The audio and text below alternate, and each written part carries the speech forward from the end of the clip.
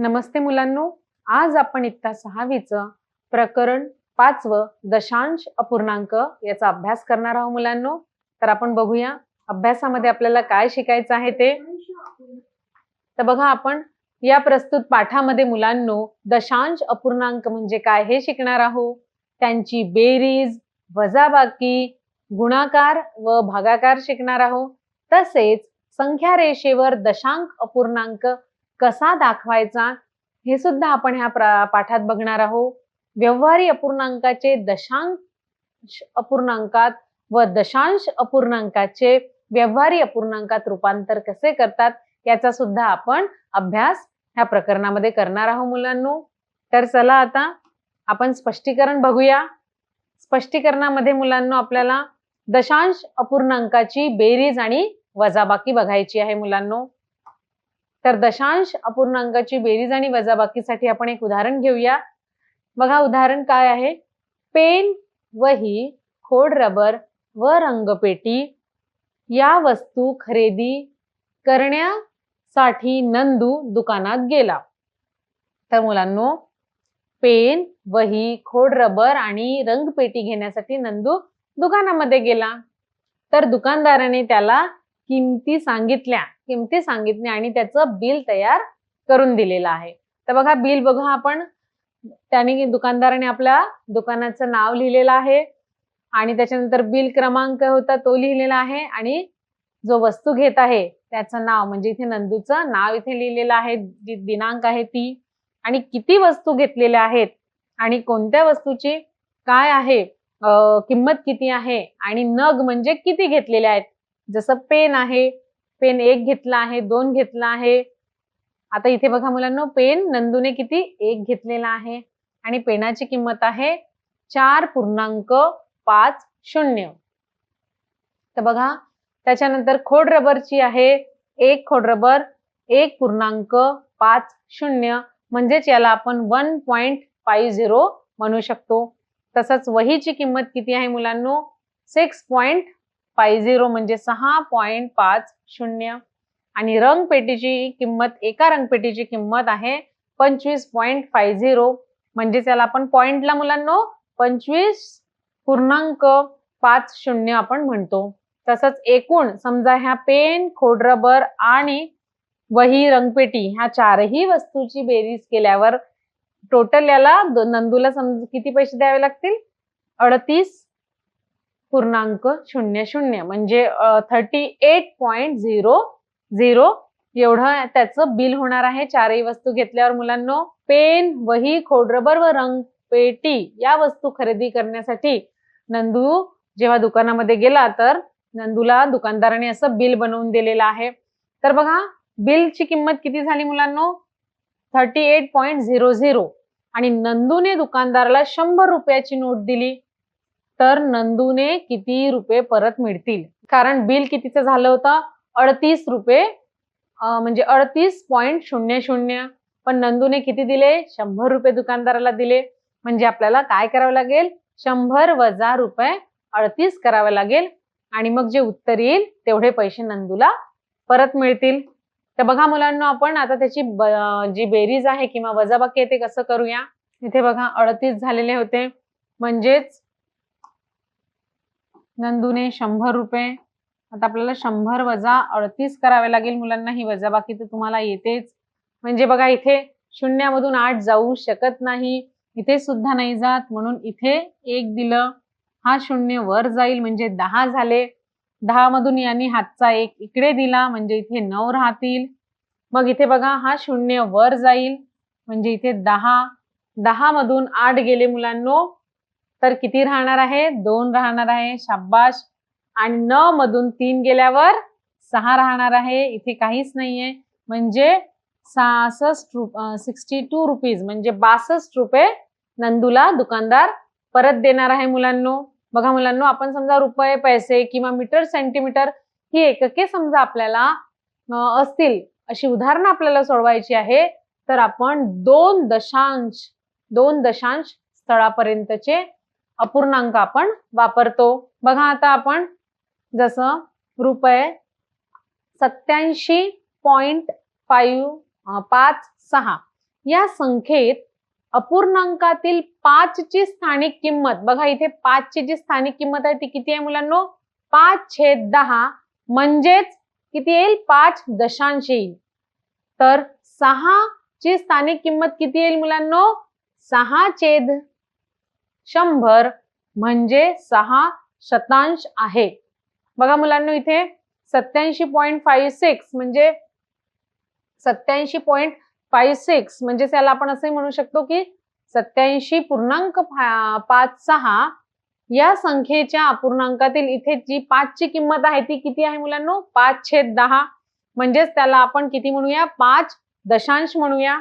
आणि इथे 6 ची जी किंमत आहे मुलांनो ती आहे 6/100 म्हणजेच याला शतांश म्हणूया. 6 ची किंमत किती आहे मुलांनो? 6 शतांश आहे आणि 5 ची 5 दशांश किंमत आहे. आता आपण काय बघितलं तर मुलांनो, जेव्हा रुपये पैसे म्हणजे आता आपण बघितलं तर रुपये पैसे मीटर सेंटीमीटर ही एकके असतील आणि अशी उदाहरणे सोडवायची असतील तर आपण काय करतो मुलांनो? 2 दशांश स्थळापर्यंतचे अपूर्णांक वापरतो.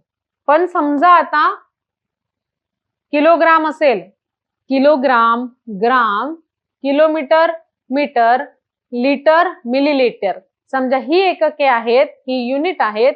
तर अशी समजा आपल्याला प्रॉब्लेम किंवा उदाहरण सोडवायचे असेल तर आपण 3 दशांश स्थळापर्यंतचे अपूर्णांक वापरतो. हे लक्षात ठेवायचं आहे मुलांनो.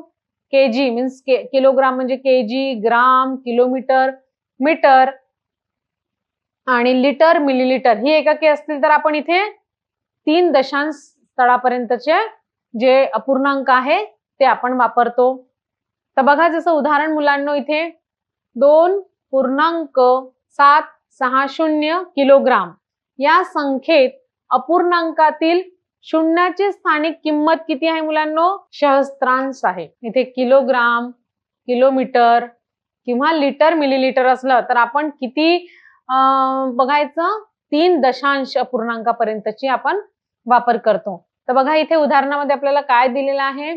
2.760 किंवा याला आपण असं म्हणू शकतो 2.760 किलोग्राम या संख्येत अपूर्णांकातील शून्याची स्थानिक किंमत. आता बघा इथे शून्याची जी किंमत आहे ती किती येईल मुलांनो? ती येणार आहे 0/1000 म्हणजेच आपण हे याला म्हणू शकतो शून्याची किंमत किती आहे? ते सहस्त्रांश.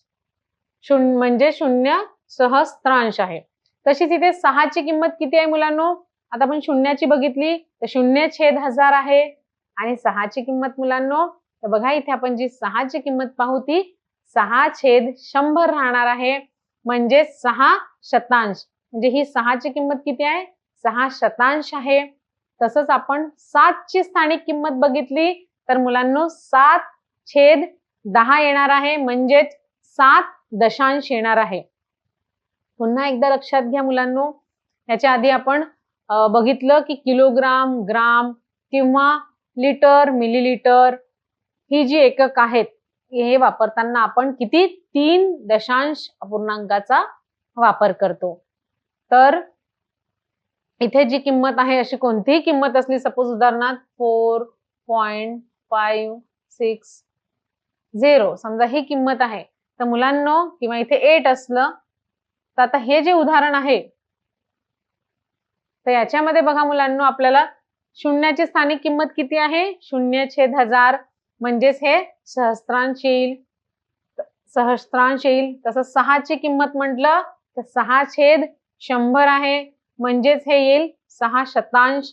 आणि 5 ची स्थानिक किंमत किती येईल? 5/10 म्हणजेच दशांश. आता बघूया मुलांनो पुढील उदाहरण. जितके आपण उदाहरणं पाहू तितकं तुम्हाला स्पष्ट होईल मुलांनो. बघा आता उदाहरण आहे, रेशमाने भाजी खरेदी केली. रेशमाने काय खरेदी केली? भाजी खरेदी केली. त्यामध्ये पाऊण किलो बटाटे आहेत. बटाटे किती आहेत मुलांनो? पाऊण किलो बटाटे व 1 किलोग्राम कांदे आहेत. 1 केजी कांदे आणि अर्धा केजी किती आहे? कोबी आहे आणि पाव केजी म्हणजे किलोग्राम, पाव किलोग्राम काय आहे? टोमॅटो आहे. बघा रेशमाने भाजी घेतली, त्याच्यामध्ये पाऊण किलो बटाटे आहेत, 1 किलो कांदे आहेत, अर्धा किलो गोबी आहे आणि पाव किलो टोमॅटो होते. तर तिच्या पिशवीतील भाज्यांचे एकूण वजन किती आहे? म्हणजे आपल्याला काय करावं लागेल? ह्या पूर्ण जेवढ्या भाज्या आहेत, बटाटे आहे, कांदे आहे, गोबी आहे, टोमॅटो आहे, ह्या सगळ्यांची बेरीज करावी लागेल, यांच्या वजनांची बेरीज करावी लागेल. आणि वजनांची बेरीज केली तर आपल्याला टोटल किती वजन आहे, एकूण किती वजन आहे हे माहित होईल. तर बघा, आपल्याला सगळ्यात आधी हे माहितच आहे मुलांनो, आणि हे माहित असायलाच हवं की 1 किलोग्राम म्हणजे 1000 ग्राम होते. हे लक्षात ठेवायचे मुलांनो नेहमीसाठी. अर्धा किलो म्हणजे 500 ग्राम होते आणि पाऊण किलो म्हणजे 750 ग्राम होते. आणि 1 पाव म्हणजे किती होईल मुलांनो? 250 ग्राम. बरोबर. बघा, तुम्ही बाजारात जातच असाल मुलांनो कधी आई बाबांसोबत भाजीचं घ्यायला, तर मग बघा, तुम्हाला भाजीचं पाहिजे 1 किलोग्राम, समजा 1 केजी कांदे पाहिजे, तर भाजीवाला जो वजन ठेवतो काट्यावर मोजताना, तर ते 1 किलोग्राम म्हणजेच 1000 ग्रामचं वेट ठेवतो. समजा तुम्हाला 1 पाव मिरची पाहिजे, तर तो 1 पाव म्हणजे कितीचं ठेवेल मुलांनो? समजा 1 पाव पाहिजे आपल्याला मिरची, आपण म्हणू भाजीवाल्यांना 1 पाव मिरची द्या, तर ते 250 ग्रामचं जे वजन आहे, वेट आहे, ते तराजूमध्ये एका बाजूला ठेवतील आणि एका बाजूला मिरची ठेवतील. तर हे लक्षात ठेवा मुलांनो. पुन्हा एकदा सांगते, 1 किलोग्राम म्हणजे 1000 ग्राम, अर्धा किलोग्राम म्हणजे 500 ग्राम आणि पाऊण किलोग्राम म्हणजे 750. 1 पाव म्हणजे मुलांनो किती होईल? 250 ग्राम होणार आहे. आता भाज्यांचे एकूण वजन काढण्यासाठी आपण काय करूया? भाज्यांचे वजन काढण्यासाठी ग्रामचे आणि किलोग्रामचे एकक वापरून आपल्याला यांची बेरीज करायची आहे. तर बघा मुलांनो, आपण बटाटे किती होते मुलांनो? बटाटे, त्यामध्ये बटाटे होते पाऊण किलोग्राम. पाऊण किलोग्राम म्हणजेच 3 पाव, म्हणजेच 1 पाव म्हणजे 250, 3 पाव म्हणजे 750 ग्राम. तर बटाटे पाऊण किलो म्हणजे आपण त्याच्या जागी मुलांनो 750 लिहूया. मग कांदे किती होते मुलांनो? 1 किलोग्राम, आणि 1 किलोग्राम म्हणजे तुम्हाला माहित आहे 1000 ग्राम, म्हणून इथे 1000 ग्राम लिहिलेला आहे. कोबी किती होती मुलांनो? जी कोबी आहे ती होती अर्धा किलोग्राम, आणि तुम्हाला माहित आहे अर्धा किलोग्राम आपण म्हटलं भाजीवाल्यांना तर किती देतील? 500 ग्राम. आपण हे सगळ्यांचं जे किलोचं आहे ते ग्राम मध्ये कन्वर्ट करून लिहिलेलं आहे. मग आता राहिलेला आहे टोमॅटो. तर टोमॅटो किती होते मुलांनो? 1 पाव होते. तर टोमॅटो तर पाव, 1 पाव मध्ये किती होते मुलांना? 250 ग्राम. मग यांची बघा, आता आपण बेरीज केली. बेरीज केल्यावर बघा, 0 अधिक 0 अधिक 0 लिहिलेलं आहे. इथे 5 आणि 5 10चा 0, हातचा आला, इथे 1 आला मुलांनो. मग बघा इथे किती आलेलं आहे? तर बघा, एकूण वजन किती आलेलं आहे? 250 ग्राम वजन आलेलं आहे. तर बघा, आता आपल्याला याचं पॉइंट मध्ये करूया, पूर्णांक मध्ये करूया. तर बघा, याच्यामध्ये जे 750 ग्राम आहे त्याचं किती होईल मुलांनो? 750 ग्रामला आपण बघा, हा जो आहे 1 0 इथे द्यायचा, म्हणजे बटाटे किती येईल? 0.750 होईल. मग बघा, 1000 ग्रामचं किती येईल? 1.000 ग्राम येईल. 500 ग्रामचं किती येईल मुलांनो? जो पॉइंट आहे तो बघा, इथे 2 0 जो आहे, तर आता हा 3 शून्यांनी इकडे येईल पॉइंट, म्हणून बघा 3 अंकानंतर इथे दिलेला आहे. 5च्या आधी एकदा आपण पॉइंट दिलेला आहे, आणि 250 ग्रामचं पण जेव्हा केलं आहे तर इथे बघा किती आलेलं आहे? 0.250 ग्राम असं टोमॅटोचं आहे. तर हे जे होतं ग्राम मध्ये, आता आपण हे केजी मध्ये कन्वर्ट केलेलं होतं. तर कसं कन्वर्ट केलेलं आहे मुलांनो? यांना आपण डिवाइड केलेलं आहे. जसं आता यांची पूर्ण 4 जणांची ऍडिशन केल्यावर, 4ही वस्तूची ऍडिशन केल्यावर आपलं किती, जे किलोग्राम मधलं, जे ग्राम मधलं वेट आहे ते 2 किलो 500 ग्राम आलं, आणि किलोग्राम मध्ये केले तर 2.500 किलोग्राम एक वजन आहे. तर इथे बघा, आपण काय करत गेलो? जेव्हा ग्रामचं किलोग्राम करायचं आहे तर आपण याला डिवाइड केलेलं होतं, आणि म्हणून इथे जे उत्तर आहे 1000ने डिवाइड केल्यावर बघा एवढा आला 2.500 किलोग्राम एवढं आपलं वजन राहणार आहे मुलांनो. म्हणजे पूर्णांकाची बेरीज व दशांक पूर्णांकाची बेरीज यातील सारखेपणा लक्षात ठेवा बघा मुलांनो. उत्तर हे नेहमी सारखं येईल. तुम्ही पूर्णांकाची करा किंवा दशांश अपूर्णांकाची बेरीज करा, हे सारखाच येईल. फक्त जो पॉइंट आहे तो पॉइंट जो आहे तो इथे बघा 3 इथे पॉइंट आलेला म्हणजे 2च्या नंतर आपण पॉइंट दिलेला आहे. तर बघा भाज्यांचे जे एकूण वजन आहे ते किती होतं 2500 ग्राम. जसं मी आधीच सांगितलं याला आपण डिवाइड केलं कारण ग्रामला आपल्याला केजी मध्ये करायचं आहे. तर आपण डिवाइड बाय मीन्स भागलेला आहे, 1000नी भागलेला आहे, म्हणून याचं उत्तर 2.500 किलोग्राम आहे. तर यालाच मुलांना आपण 2.500 बरोबर 2.50 किंवा याला 2.5 हे आपल्याला माहित आहे. म्हणजे बघा पॉइंटच्या नंतर 2 शून्य दिले हे बरोबर 2.50 बरोबर 2.5 याचा अर्थ सारखाच आहे मुलांना, हे आपल्याला माहित आहे. म्हणून रेशमाच्या पिशवीमध्ये भाजीचे वजन किती होते. तर रेशमाच्या पिशवीमध्ये समजा आपल्याला ग्राम मध्ये वजन सांगायचे तर आपण म्हणू 2 किलो 500 ग्राम म्हणजे 2500 ग्राम वजन होतं. आणि केजी मध्ये सांगायचं आहे तर 2.5 किलोग्राम म्हणजे 2.5 किलोग्राम असं वजन रेशमाच्या पिशवीमध्ये होतं. तर मुलांना अशा प्रकारे बेरीज आपल्याला करावी लागते. आता बघा उदाहरण बघूया. आता उदाहरणामध्ये आपल्याला दिलेलं आहे तर मुलांना आपण बेरीजचं उदाहरण बघूया. 905.5 अधिक 27.197. तर बघा मुलांना पूर्णांकला आपण पॉइंट पण म्हणतो म्हणून याला वाचताना आपण असंही वाचू शकतो 905.5 अधिक 27.197. तर म्हणजे पॉइंटला पूर्णांक म्हणतो, हा एक लक्षात ठेवा मुलांनो. तर आता आपण याची बेरीज करूया मुलांनो. 905.5 अधिक 27.197. तर बघा बेरीज करताना दिलेल्या संख्येतील अपूर्णांकाची जी स्थाने आहे ती समान करून घेऊया. बघा इथे अपूर्णांकाची स्थाने जी आहे ती सारखी करायची आहे. कारण बघा 905 तर इथे जो पूर्णांक आहे जो पॉइंट दिलेला आहे तो 3 संख्येच्या नंतर आहे आणि इथे मुलांना बघा 2 संख्येच्या नंतर पूर्णांक दिलेला आहे, पॉइंट दिलेला आहे.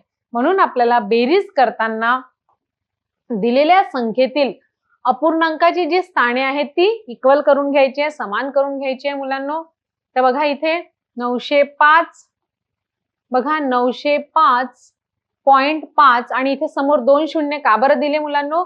कारण बघा इथे पॉइंट नंतर 3 संख्या आहेत आणि इथे पॉइंट नंतर एकच संख्या आहे. तर आपल्याला जी संख्या आहे ती अपूर्णांकाची जी स्थाने आहेत ती समान करून घ्यायची आहे. तर समान करून द्यायची आहे म्हणून इथे शून्य नंतर जे पॉइंट नंतर 3 अंक आहेत आणि इथे किती आहे मुलांनो पॉइंट नंतर एकच अंक होता म्हणून आपण काय केलेलं आहे इथे 0 लिहिलेला आहे, 2 शून्य लिहिलेले आहे. आता याची बेरीज करताना बघूया मुलांनो. बेरीज करताना आपण 0 अधिक 7 किती येईल मुलांनो 7 येणार आहे. 0 अधिक 9 9 येणार आहे. 5 अधिक 1 मुलांनो 6 येणार आहे आणि 5 अधिक 7 आपण केलं तर 12 येणार आहे. 12चे आपण 2 लिहूया. हा जो पॉइंट आहे हा जशाच्या तसा पॉइंट द्यायचा, जशाच्या तसा पूर्णांक द्यायचा. मग 5 अधिक 7 किती झाले मुलांनो अगदी बरोबर 5 अधिक 7 12. 2 इथे दिले, हातचा 1 हा वर देऊया. त्याच्यानंतर मुलांना आपण 0 अधिक 2 केलं तर 0च येते, 2 येते. 0 अधिक 2 2 येणार आहे आणि 2 मध्ये 1 मिळवला तर 3 येणार आहे. इथे 9 मध्ये मिळवायला काहीच नाही मुलांनो म्हणून 9 आपण इथे जशाच्या तसा ठेवूया. म्हणजे आपलं जे 2 यांची बेरीज केल्यावर आपल्याला उत्तर किती मिळणार आहे 932.697 किंवा त्याला आपण 932.697 असं सुद्धा आपण याला वाचू शकतो. तर बघूया बेरीज करताना बघा इथे आपण केलेलं आहे. इथे 5च्या समोर 2 शून्य दिलेले आहेत. का बरं दिलेले आहेत? कारण आपल्याला जी अपूर्णांकाची जी स्थाने आहेत ती सेम करायची आहे. तर बघा इथे 0 + 7 7 आहे, 0 + 9 9, 5 + 1 मुलांनो 7 आहे. तसंच 5 आणि 7 हा बघा जो पूर्णांक आहे, पॉइंट आहे, जशाच्या तसा लिहिला म्हणजे याच्याने आपल्याला बेरीज करायला सोपी होते. म्हणून आपण जे पण संख्या दिलेली आहे, अपूर्णांकाची जी स्थाने आहेत ती नेहमीच आपण सारखी करायची मुलांनो. आता बघा त्याच्यामध्ये 5 + 7 मुलांनो किती येणार आहे? 5 + 7 12 आहे.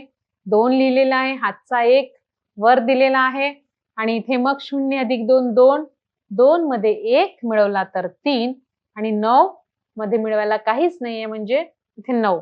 म्हणजे उत्तर किती आले आहे? 932.697 ही आपल्याला ह्या संख्येची बेरीज आलेली आहे मुलांनो. म्हणून संख्या लिहिताना दशांश चिन्ह एकमेकांखाली असायला हवी. दशांश चिन्ह बरोबर एकमेकांखालीच असायला हवी मुलांनो.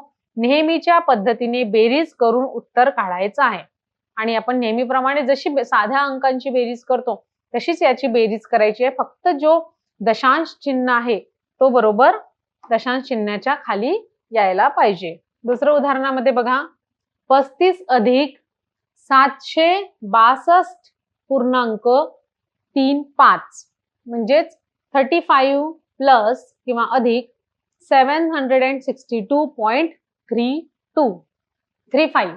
तर यांच्यात आपल्याला बेरीज करायची आहे. तर बघा या उदाहरणात पहिल्या संख्येत अपूर्णांक 2 दशांश स्थळांपर्यंत लिहायचे आहेत. बघा इथे 2 दशांश अपूर्णांक स्थळापर्यंत आपल्याला लिहायचं आहे. कारण बघा दुसऱ्या संख्येत आपण पॉइंट नंतर किती 2 किमती आहेत. दुसऱ्या संख्येमध्ये 2 दशांश स्थळापर्यंत अपूर्णांक आहे. बरोबर आहे? एकांश, दशांश आणि इथे नाही आहे. त्याच्यामुळे आपल्याला पहिल्या संख्येत अपूर्णांक इथे आपल्याला 2 दशांश लिहायचे आहेत. कारण इथे दुसऱ्या संख्येमध्ये 2 दशांश आहे. तर इथे नसल्यामुळे आपल्याला इथे जो पहिल्या संख्येमध्ये आहे मुलांनो अपूर्णांक आपल्याला 2 दशांश स्थळापर्यंत लिहायचा आहे. म्हणजे पॉइंट लिहून आपण 2दा 00 लिहूया. दशांश अपूर्णांकातील पूर्णांक संख्येचा भाग एकक, दशक, शतक असा एकाखाली एक लिहून दशांश चिन्हाखाली दशांश चिन्ह लिहून त्याची बेरीज करूया मुलांनो. तर बघा आता आपण बरोबर एकक, दशक, शतक आहे ते एकाखाली लिहूया आणि पूर्णांक जे पॉइंटच्या नंतर आहे ते आपण एकाखाली लिहूया. 35.00 म्हणजे 35.00. का बरं 2 दशांश दिलेला आहे ते आताच सांगितलं आहे. कारण खालच्या किमतीमध्ये बघा 762.35 आहे. म्हणजे पूर्णांकानंतर इथे 2 संख्या आहेत म्हणून इथे आपल्याला पूर्णांक देऊन आपण 2 शून्य लिहून घेऊया. समजा इथे 3 संख्या असते तर आपण वरच्या संख्येमध्ये 3 शून्य लिहिले असते पूर्णांकानंतर. मग बघा यांची बेरीज केल्यावर 0 + 5 5, 0 + 3 3 येणार आहे मुलांनो. हा जो चिन्ह आहे जशाच्या तसा द्यायचा पॉइंट आणि पॉइंटच्या खाली बरोबर पॉइंट लिहायचा मुलांनो. मग समोरच्या आता एकक स्थानी बघूया. 5 + 2 हे 7 येणार आहे. 6 आणि 3 9 येणार आहे आणि इथे बघा 7 मध्ये मिळवायला काहीच नाही आहे. म्हणून म्हणजे जशी नॉर्मल आपण बेरीज करतो तशीच बेरीज करायची आहे. फक्त आपल्याला पॉइंट कडे लक्ष द्यायचं आहे. मग आपल्याला जे मिळालेलं उत्तर आहे ते आहे 797.35 म्हणजे 797.35 हे आपल्याला यांची बेरीज केल्यावर मिळालेलं आहे. म्हणजे लक्षात हेच ठेवायचं आहे मुलांनो की आपण कोणत्याही संख्येची कोणत्याही समजा अपूर्णांकांची बेरीज करायची आहे तर आपल्याला बघा त्यांचं दशांश स्थान बघायचं किती आहे. जसं इथे पॉइंट नंतर किती किंमत आहे ते पाहायचं आहे. इथे आपल्याला बघा 35 दिलं होतं त्याच्यानंतर पॉइंट काही आहे का नाही. पण त्याच्यामध्ये जी संख्या मिळवायची आहे तर तिथे बघा काय होतं. तिथे 2 दशांश स्थळापर्यंत किंमत आहे. पॉइंटच्या नंतर 2 संख्या आहेत म्हणून इथे पण आपण पहिल्या संख्येमध्ये पॉइंट देऊन 2 शून्य लिहूया. हेच एक जी रीत आहे ती आपल्याला लक्षात ठेवायची आहे. बाकीची जी पद्धत आहे, रीत आहे सोडवायची, ती मुलांनो सारखीच आहे. सारखीच आपल्याला बेरीज करायची आहे. आता आपण मुलांनो वजाबाकी बघूया. वजाबाकीमध्ये बघा मुलांनो, दशांश अपूर्णांकाची वजाबाकी करताना सुद्धा दोन्ही संख्येतील अपूर्णांकाची स्थाने समान असायला हवी. म्हणजे बघा, तुम्ही बेरीज करा किंवा वजाबाकी करा, पण आपल्याला जी दोनही संख्येतील जी अपूर्णांकाची स्थाने आहे ती कशी हवी मुलांनो? ती जी स्थाने आहेत ती समान असायला हवी आहे. आणि अपूर्णांकात जे स्थान दिलेले नाही तेथे आपण शून्य लिहावे. जसं आता बेरीज मध्ये केलं, तिथे नव्हतं म्हणून आपण दशांश नंतर 2 शून्य होते म्हणून संख्या नव्हती म्हणून आपण शून्य दिलेले होते. तर लक्षात हेच ठेवायचं आहे की कोणत्याही संख्येची बेरीज करा किंवा वजाबाकी करा, पण आपल्याला संख्येतील अपूर्णांकाची स्थानांकडे लक्ष ठेवायचे आहेत. आणि अपूर्णांकामध्ये जे स्थान दिलेले नाही तेथे आपल्याला शून्य लिहायचं आहे. तर वजाबाकीमध्ये बघा, किंमत दिलेली आहे 85.960 वजा 2. इथे बघा किंमत काय आहे मुलांनो, बघूया. 85.96 वजा 2.345 345. म्हणजे त्याला आपण कसं वाचूया बघा, याला आपण 85.96 वजा 2.345 किंवा आपण याला असे म्हणू शकतो की 85.96 वजा 2.345. तर बघा, आता वजा करूया आपण. इथे पण बघा मुलांनो, शून्यामधून 5 जात नाही म्हणून इथून त्यांनी 1 घेतलेला आहे. इथे 1 दिल्यावर 6 मधून इथे 1 देईल, उसने दिलेला आहे, तर इथे 5 होणार आहे. आणि मुलांनो 10 मधून 5 गेल्यावर 5 राहणार आहे. आणि इथे 5 मधून 4 गेल्यावर मुलांनो 1 राहणार आहे. 9 मधून 3 गेल्यावर किती राहतात? शाबाश मुलांनो, 6 राहतात. आणि पॉइंटच्या खाली पॉइंट बरोबर दिलेला आहे. आता बघा, 5 मधून 2 गेले तर 3 राहणार आहे. आणि 8 मधून जायला काहीच नाहीये म्हणून इथे 8 जशाचे तसे लिहूया. म्हणजे आपल्याला जे मिळालेलं उत्तर आहे ते काय आहे मुलांनो? 83.615. यालाच आपण 83.615 सुद्धा म्हणू शकतो मुलांनो. अशा प्रकारे आपण इथे बेरीज बघितलेली आहे. दशांश अपूर्णांकांची बेरीज कशी करतात आणि वजाबाकी कशी करतात हे आपण इथे बघितलेलं आहे मुलांनो.